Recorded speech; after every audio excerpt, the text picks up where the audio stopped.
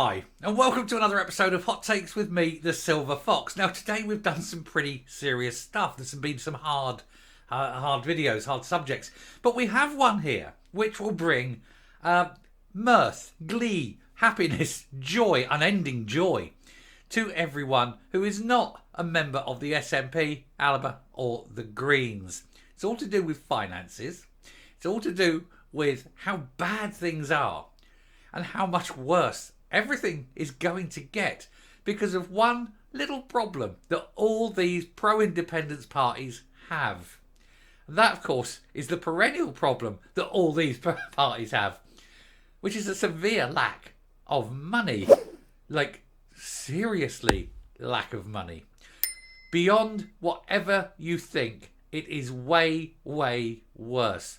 Humza Yousaf will probably be the last leader of the SNP unless things change ever so quickly. And the thing is, come the next general election, it's only going to get way, way worse. Let's watch this and totally enjoy what you're about to go through. It will honestly put a song in your heart and a smile on your face. Here goes.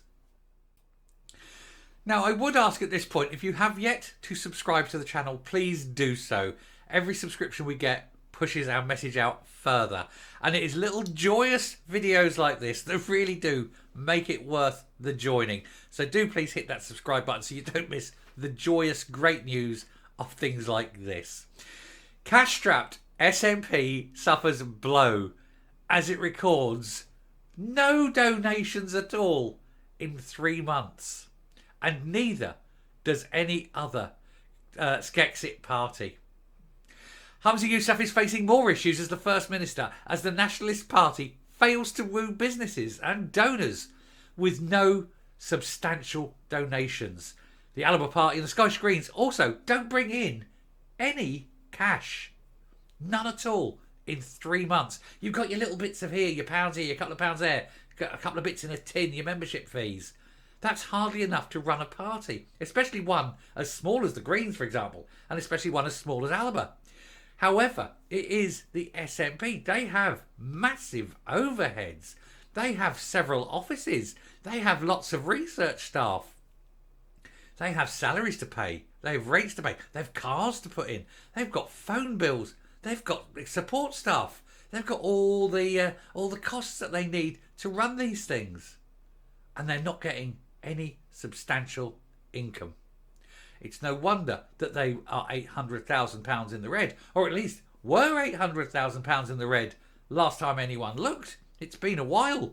They're probably over £1 million in the red now, and no one is dipping into their pockets to pay up. No one wants to settle the ante and give them anything in advance. And of course, why should they? They want to get this money from all these businesses and all the corporate sponsors and that. And yet they're an anti-business party who today are having a big cabinet meeting to see if they're going to put taxes up, which is again going to affect businesses. It's going to make businesses even more reluctant to help them. Oh dear, this is what happens when you get a party run by morons, and it's absolutely delicious. I looked at this and I was like, I have definitely got to do this video. And I'm glad, and I bet you are too. But we'll take a look at it because the more we go into this, the better it's going to get. Just wait. Humza Yousaf is facing even more pressure as SNP leader as new figures revealed that the party has not yet received any substantial donations for 3 months. The cash-strapped nationalists were £800,000 in the red when their accounts were published in the summer. And so you can guarantee it's going to be way worse than that now. It was a similar situation for the other two independent supporting parties who all received nothing, which needed to be declared on the Electoral Commission. The Scottish Greens and the ALBA Party did not cash any cheques for over £7,500. So yes, they're bringing in pennies here and pound there, but they ain't bringing in anything that's going to make a dent. It is a crushing blow for the Skexit movement, which is already tearing itself apart with the ongoing feud between Alex Salmond and Nicola Sturgeon. And of course we had the result yesterday of that court case, and that will cause even more ructions. You've also got the infighting and the blowing up within the Greens, where everyone hates each other, and they're all seeing each other as toxic and the wrong sort of Green, and everybody hates Ross Greer because he's a tosser. And then you've got Alba, who really don't matter. They're so small and so unimportant. Yes, they've got 2 MPs who crossed the floor. Yes, they've got an MSP who crossed the floor. Nobody is voting for them. Anyway, according to the new figures by the Electoral Commission, spanning between July and September, the SNP, Alba and the Scottish Greens have all had to rely on public money handed to them. This is the money that comes from either Westminster or Holyrood that is handed out directly from the public purse according to the size of their party. The House of Commons supplies substantial funding to Stephen Flynn and his cohort, as well as Neil Hanvey and Kenny McCaskill of Alba. And of course there's very little that goes to the Scottish Greens because there aren't any. With this money pro rata depending on how many MPs they have. So of course there's no Scottish Greens in Westminster at all. There's only one Green MP. So she gets all the money, doesn't she? Anyway, this cash goes towards helping them pay for researchers and also for other work done down in London. And it helped the SNP to £426,000 windfall in those 3 months. So in 3 months, the SNP get £426,000. But that's down in London, and they have to pay researchers and things, and they have their offices in London, that's paid for. They have their expenses, that all comes out of it. But researchers in London, now London waiting break, they're going to be £45,000 a year each, and if you've got a couple of them, that's a big whack of that money going. All right. Now some of it goes up, of course, up to Holyrood, up to the Central Party up in Edinburgh, and that's allowable, and that's fine. But that's only going to be a couple of £100,000. They've got all their staff. They've got all those offices that need to be paid for. They've got all that stationery, all that administration stuff, the cars, the phones, all sorts of things. 426,000. It's barely scratching the surface. So what will happen at the next general election when they lose over half of their MPs? That 426 will go down to maybe 200,000. By the time you take off the staff cost down in London, you're only sending up £40,000, £50,000 a quarter. That isn't going to be enough. The SNP are in deep shit after the next general election. And this is why, I've said this before, and this is why I say tactical voting, please, people.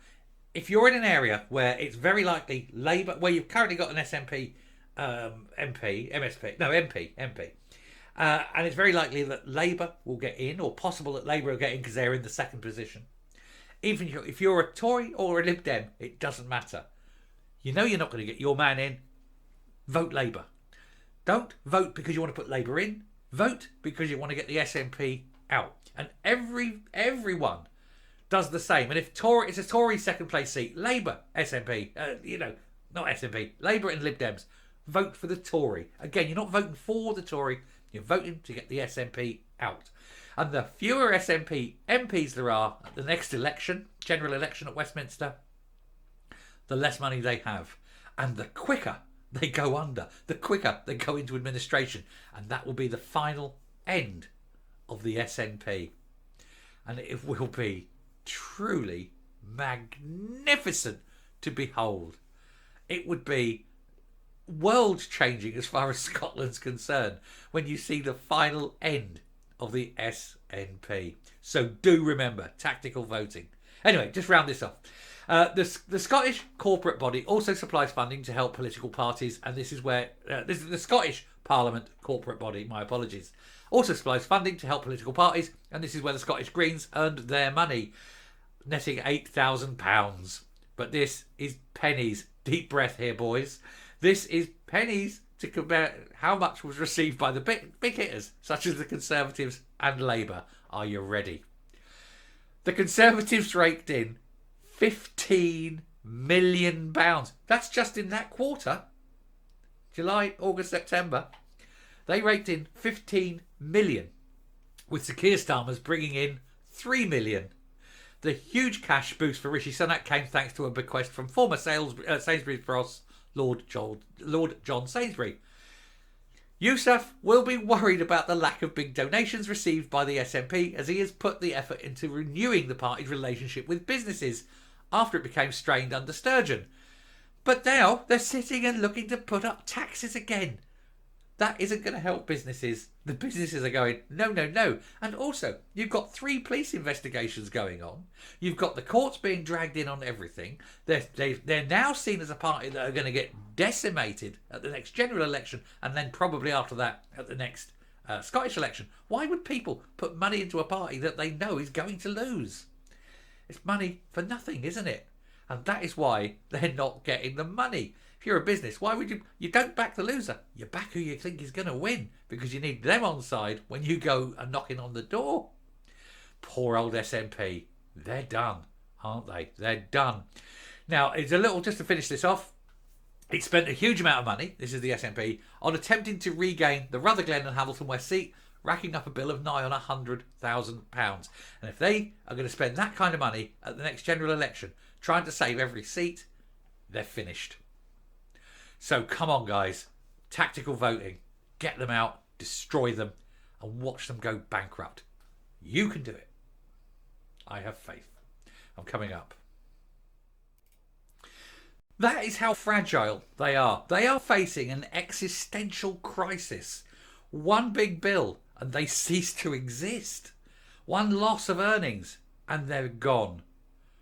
The cost of the next general election is virtually destructive to them unless they win, and win big. And they're already expected to lose over half their seats. Can they even afford to stand? Can they even afford to put candidates up and back them? It's going to be a magnificent evening, and I will definitely have 3 bags of popcorn as well as several bottles of very good wine. I'm going to work my way through as I wait there for 10 o'clock. They cut over and it's the results show. Whenever it is, let's hope May, but it may well be October. But whenever. We could see the end of the SNP in a single night. He could be the last leader of the SNP. And I think that would be quite fitting. I'll stop now. Thank you very much. This has been an excellent one. I'm sure you'll agree. I'm sure you think, what a brilliant result. What fantastic news. And how bad it is that no one is wanting to give money to the SNP. Take a little joy. Do press the subscribe button. Do definitely press the like button. And definitely share it. And I will speak to you later. Goodbye.